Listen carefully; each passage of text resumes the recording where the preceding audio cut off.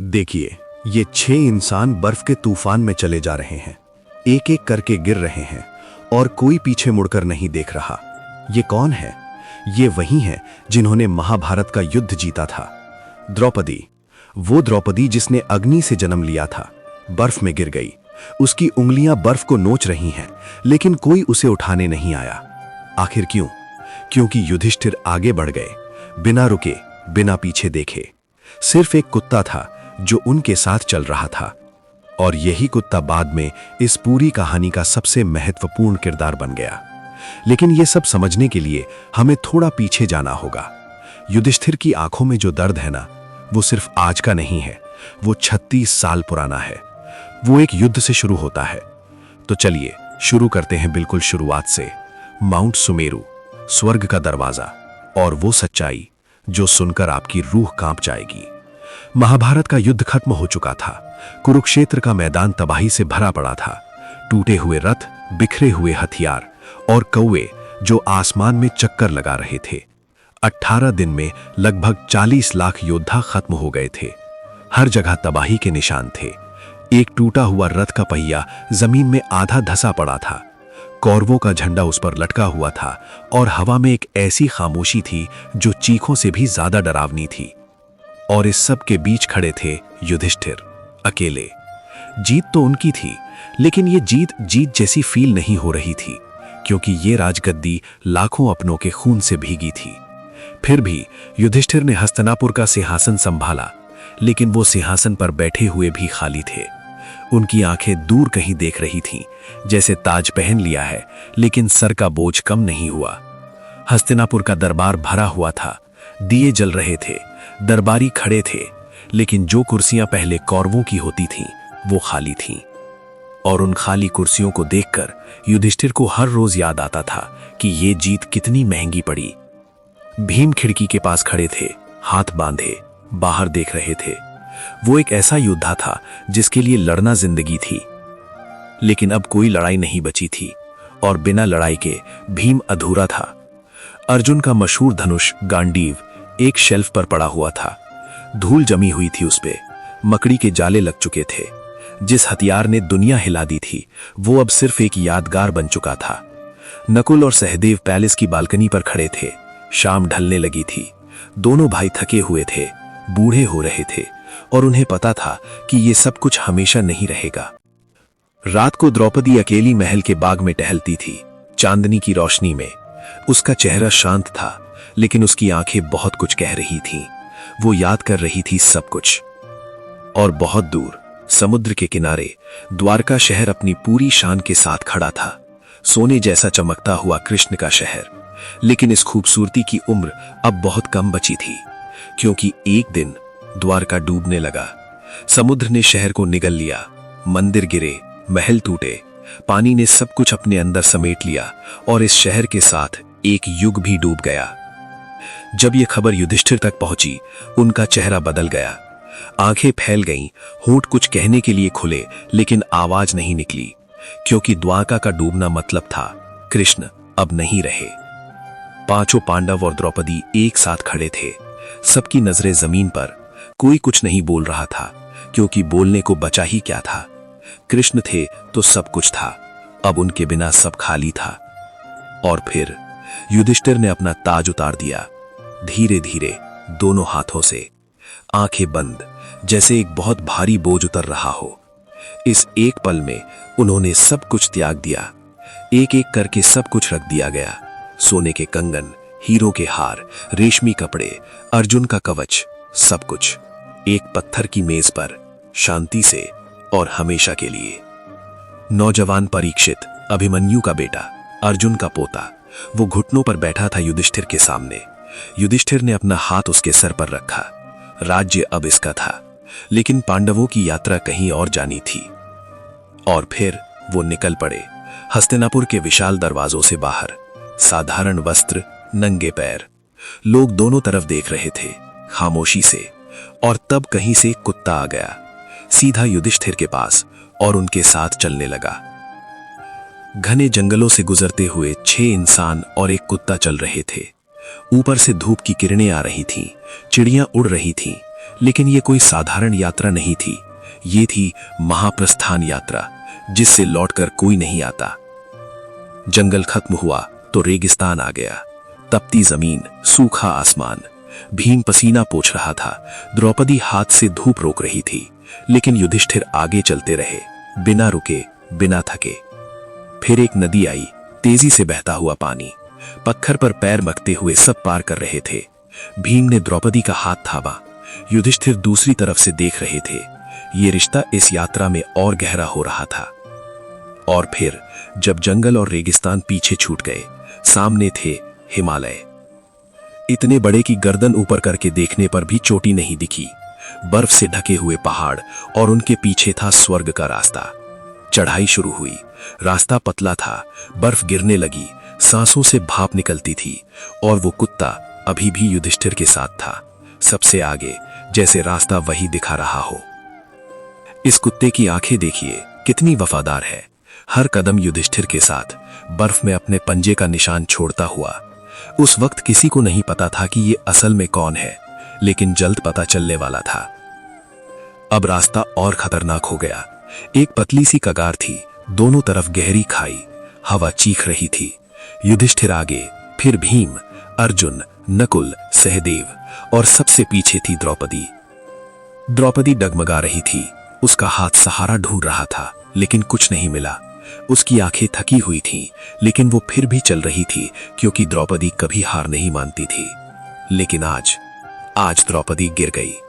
धीरे धीरे, पहले घुटने, फिर हाथ, फिर पूरा जिस्म बर्फ में समा गया। उसके बाल बर्फ पर फैल गए, जैसे काली नदियां, और बर्फ के उस सफेद कैनवस पर वो हमेशा के लिए रुक गई। भीम ने पीछे मुड़कर देखा, उसकी मुट्ठियां कस गई, उसका दिल चीख रहा था। लेकिन फिर उसने युधिष्ठिर को देखा, जो बिना रुके आगे जा रहे थे, और भीम को समझ आया कि ये रास्ता मोह का नहीं, मोक्ष का है, और इस रास्ते पर पीछे मुड़ना मना है। युधिष्ठिर का चेहरा पत्थर जैसा था, लेकिन उनके गाल पर एक आंसू जमा हुआ था, बर्फ की तरह। वो जानते थे द्रौपदी क्यों गिरी, क्योंकि उसके मन में अर्जुन के लिए थोड़ा ज्यादा लगाव था। ये उसका सूक्ष्म पक्षपात था, और यही उसे स्वर्ग की दहलीज से पहले रोक गया। अब 5 थे, सिर्फ 5, और वो कुत्ता। द्रौपदी की सांसें दूर पीछे छूट गई थी। बर्फ उनके बीच एक सफेद दीवार की तरह खड़ी थी। आगे जाना था, बस आगे। फिर सहदेव गिरे, चुपचाप, बिना किसी आवाज के, जैसे कोई किताब बंद हो गई हो। कारण, उन्हें अपनी बुद्धि पर गर्व था। वो मानते थे कि वो सबसे ज्यादा ज्ञानी है, और यही अहंकार उन्हें ले डूबा। उसके बाद नकुल, जो सबसे सुंदर थे। उनका चेहरा जब बर्फ में गिरा तो लगभग बर्फ में ही खुल गया। इतना गोरा, इतना सुंदर, लेकिन वो सुंदरता ही उनकी कमजोरी थी। उन्हें अपने रूप पर नाज था, और वही नाज उनकी आखिरी सांस बन गया। अब सिर्फ 3 बचे थे, युधिष्ठिर, भीम, अर्जुन, और वो कुत्ता। पीछे 4 साथी छूट चुके थे बर्फ में हमेशा के लिए। पहाड़ बहुत बड़ा था, और वो बहुत छोटे हो गए थे। फिर अर्जुन रुके, उनके हाथ कांप रहे थे। वही हाथ जिन्होंने गांडीव उठाया था, वही हाथ जिन्होंने महाभारत जीती थी, लेकिन अब वो हाथ कुछ नहीं कर सकते थे। अर्जुन घुटनों पर आए और फिर जमीन पर गिर गए। सबसे महान धनुर्धर बिना तीर के हार गया। भीम ने अर्जुन को गिरते देखा, और पहली बार भीम की आंखें भर आईं। इस देवता जैसी ताकत वाले इंसान के होंठ कांप रहे थे, क्योंकि भाई को गिरते देखना किसी भी लड़ाई से ज्यादा दर्दनाक था। अब सिर्फ 2 थे, युधिष्ठिर और भीम, और वो कुत्ता। पूरा पहाड़ खाली था। पीछे सिर्फ बर्फ थी और गिरे हुए अपने। आगे सिर्फ धुंध थी और अनजान रास्ता। 2 भाई, 1 कुत्ता, और मौत का इंतजार। और फिर भीम भी गिरे, सबसे ताकतवर पांडव, जिसने दुर्योधन की जांग तोड़ी थी। वो भीम जब गिरा तो लगा जैसे पहाड़ हिल गया हो। उसकी मुट्ठियां बर्फ में धंस गईं, लेकिन अब ताकत किसी काम की नहीं थी। उन्हें अपनी शक्ति पर गर्व था, और उन्होंने जरूरत से ज्यादा उपभोग किया था, बिना दूसरों की चिंता किए। यही उनका अंत था। युधिष्ठिर अब बिल्कुल अकेले थे। पूरी दुनिया में सिर्फ वो और एक कुत्ता। उन्होंने एक बार पीछे देखा, भीम का विशाल शरीर बर्फ में पड़ा था। फिर उन्होंने आगे देखा और चलना जारी रखा, क्योंकि धर्मराज कभी नहीं रुकते। उस खामोशी में युधिष्ठिर ने नीचे देखा। वो कुत्ता अभी भी साथ था। उसकी वफादार आंखें ऊपर देख रही थीं। जब सब गिर गए, ये नहीं गिरा। जब सब छूट गए, ये नहीं छूटा। युधिष्ठिर के चेहरे पर एक हल्की सी मुस्कान आई, टूटी हुई लेकिन सच्ची। और फिर वो पहुंचे चोटी पर, माउंट सुमेरु की सबसे ऊंची जगह। नीचे अंधेरे बादल थे और ऊपर से एक ऐसी रोशनी आ रही थी जो इस दुनिया की नहीं थी, सोने जैसी, दिव्य। और उस रोशनी में कुछ उतर रहा था। देवराज इंद्र का विमान, सोने का रथ, चमकते हुए दिव्य घोड़े, आसमान से नीचे आता हुआ। बादल दोनों तरफ हट रहे थे और युधिष्ठिर अपने कुत्ते के साथ खड़े देख रहे थे, एक इंसान और भगवान का रथ। इंद्र रथ से उतरे। उनके पैर जहां पड़े वहां बर्फ पिघल गई। उनके शरीर से स्वर्ण ज्योति निकल रही थी और सामने खड़े थे युधिष्ठिर, फटे हुए कपड़ों में, थके हुए, कमजोर, लेकिन उनकी आंखों में अभी भी एक रोशनी थी जो इंद्र की आभा से कम नहीं थी। इंद्र ने कहा, तुम धर्म के सच्चे सेवक हो युधिष्ठिर, स्वर्ग तुम्हारा इंतजार कर रहा है। इस रथ में बैठो, तुमने ये हक कमाया है। लेकिन युधिष्ठिर ने कुछ ऐसा किया जिसकी किसी ने कल्पना नहीं की थी। उन्होंने अपना हाथ नीचे किया, उस कुत्ते के सर पर रखा और कहा, ये कुत्ता भी मेरे साथ चलेगा, बिना इसके मैं नहीं जाऊंगा। इंद्र हैरान रह गए। देवताओं के राजा को एक इंसान ने मना कर दिया, वो भी एक कुत्ते के लिए। इंद्र ने कहा, स्वर्ग में कुत्ते का कोई स्थान नहीं है। लेकिन युधिष्ठिर नहीं माने। वो कुत्ते के सामने खड़े हो गए जैसे एक दीवार। उन्होंने कहा, जब सब गिर गए, ये मेरे साथ रहा। मैं इसे छोड़कर स्वर्ग नहीं जा सकता। अगर ये नहीं जाएगा तो मैं भी नहीं जाऊंगा। ये था एक इंसान का फैसला जिसने स्वर्ग से ज्यादा वफादारी को चुना। और उसी पल कुछ ऐसा हुआ जिसने सब कुछ बदल दिया। वो कुत्ता चमकने लगा, उसका शरीर रोशनी में घुलने लगा, आकार बदला, बर्फ पिघलने लगी और जहां एक कुत्ता था वहां अब एक दिव्य शक्ति खड़ी थी। वो कुत्ता कोई साधारण प्राणी नहीं था, वो थे साक्षात धर्मदेव, स्वयं धर्म, युधिष्ठिर के पितामह। सफेद स्वर्ण वस्त्र, चेहरे पर असीम शांति, आंखों में गर्व। उन्होंने कहा, मैं तुम्हारी परीक्षा ले रहा था पुत्र, और तुम पास हो गए। और फिर युधिष्ठिर ने स्वर्ग में कदम रखा। सोने के दरवाजे खुले, रोशनी चारों तरफ थी, फूल हवा में तैर रहे थे, हर चीज चमक रही थी। ये था स्वर्ग। और युधिष्ठिर यहां अपने सदैव शरीर के साथ आए थे, जो आज तक किसी के साथ नहीं हुआ था। स्वर्ग का नजारा ऐसा था कि आंखें बंद करके सोचें तब भी इतना खूबसूरत इमेजिन नहीं कर सकते। सोने के खंभे, हीरे की दीवारें, हर जगह दिव्य जीव।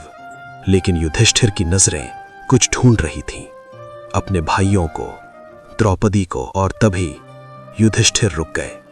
उनका पूरा शरीर अकड़ गया, आंखें फैल गई, मुट्ठियां कस गई, क्योंकि उन्होंने कुछ ऐसा देखा जिसने उनके विश्वास की नींव हिला दी। दुर्योधन, हां वही दुर्योधन, सोने के सिंहासन पर बैठा हुआ, आराम से मुस्कुराते हुए। स्वर्ग में वो इंसान जिसने द्रौपदी का अपमान किया, जिसने युद्ध करवाया, जिसने लाखों की जान ले ली, वो स्वर्ग में सुख भोग रहा था। युधिष्ठिर का खून खौल गया। पहली बार उस इंसान के चेहरे पर आग थी जिसने कभी गुस्सा नहीं दिखाया। उन्होंने पूछा, यह कैसे हो सकता है? अगर ये अधर्मी यहां है तो मेरे भाई कहां हैं? तब उन्हें ले जाया गया सोने की दीवारों से दूर, अंधेरे गलियारों में। रोशनी पीछे छूट रही थी, रास्ता तंग और ठंडा होता जा रहा था। युधिष्ठिर का दिल डूब रहा था। और फिर वो पहुंचे एक ऐसी जगह जिसे देखकर उनकी सांसें रुक गईं। अंधेरा, गहरी चीखें, लाल धुंध, ये नरक था। और यहां का नजारा किसी भी युद्ध से ज्यादा भयानक था, क्योंकि वहां थे भीम जंजीरों में, अर्जुन घुटनों पर, नकुल और सहदेव असहनीय दर्द में, और द्रौपदी जिसके हाथ युधिष्ठिर की तरफ बढ़े हुए थे। सब तकलीफ में थे और युधिष्ठिर कुछ नहीं कर सकते थे। युधिष्ठिर टूट गए, घुटनों पर आ गए और फूट फूट कर रो पड़े। उन्होंने चिल्लाकर कहा, अगर यही इंसाफ है तो मुझे भी यही रहने दो, मैं अपने भाइयों के साथ रहूंगा, नहीं चाहिए मुझे ऐसा स्वर्ग। ये थे युधिष्ठिर जिन्होंने स्वर्ग त्याग दिया एक कुत्ते के लिए और अब नरक चुन रहे थे अपने भाइयों के लिए। ये केवल एक इंसान नहीं था, ये था धर्म, चलता फिरता जीता जागता। और उसी पल सब कुछ बदल गया। अंधेरा फटने लगा, दीवारें टूटने लगीं, हर तरफ से रोशनी फूटने लगी, जैसे कोई बुरा सपना टूट गया हो, जैसे परीक्षा की घड़ी खत्म हो गई हो। क्योंकि वो सच नहीं था, वो माया थी, एक आखिरी परीक्षा। जब रोशनी पूरी तरह फैल गई, सामने खड़े थे भीम, अर्जुन, नकुल, सहदेव और द्रौपदी, सब दिव्य रूप में चमकते हुए, मुस्कुराते हुए। कोई दर्द नहीं था, कोई दुख नहीं था, सब कुछ ठीक था, सब कुछ हमेशा से ठीक था। युधिष्ठिर आगे बढ़े, आंखों में आंसू थे लेकिन होठों पर मुस्कान। पांचों भाई, द्रौपदी, धर्मदेव, इंद्र, सब वहां थे। युधिष्ठिर घर आ गए थे, अपने सच्चे घर। और दुर्योधन क्या? उसका स्वर्ग असली नहीं था। शास्त्रों के अनुसार जिसके पाप अधिक होते हैं उसे पहले थोड़ा स्वर्ग मिलता है, ताकि वो अपने छोटे पुण्यों का फल पाले, फिर उसे अनंत समय तक अपने कर्मों का फल भुगतना होता है। और जिसके पुण्य अधिक होते हैं, जैसे पांडव, उन्हें पहले थोड़ी कठिनाई मिलती है, ताकि उनके छोटे पाप कट जाएं, और फिर उन्हें मिलती है हमेशा हमेशा के लिए शांति। अभी तो सिर्फ यात्रा शुरू हुई है, आगे जो होने वाला है वो आपके होश उड़ा देगा। अगर आप महाभारत के ऐसे अनसुने रहस्य और देखना चाहते हैं तो अभी हमारे चैनल एसपी मोटिवेशनल वर्ल्ड्स को सब्सक्राइब करें और बेल आइकन। सोचिए, कुरुक्षेत्र से लेकर सुमेरु तक, राजमहल से लेकर बर्फ तक, ताज उतारने से लेकर कुत्ते के लिए स्वर्ग त्यागने तक, ये यात्रा सिर्फ पांचों भाइयों की नहीं थी, ये यात्रा हर इंसान की है।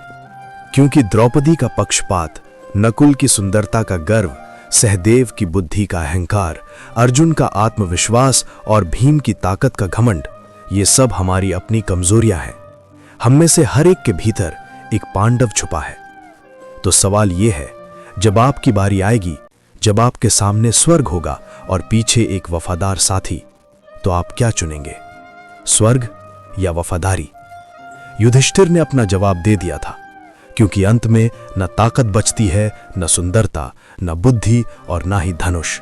जो बचता है वो सिर्फ एक चीज है, धर्म। और धर्म कभी अकेला नहीं छोड़ता। अगर ये कहानी आपके दिल को छू गई तो इसे उन लोगों के साथ साझा करें जिन्हें आज इस सीख की जरूरत है। धर्म के रास्ते पर चलते रहिए।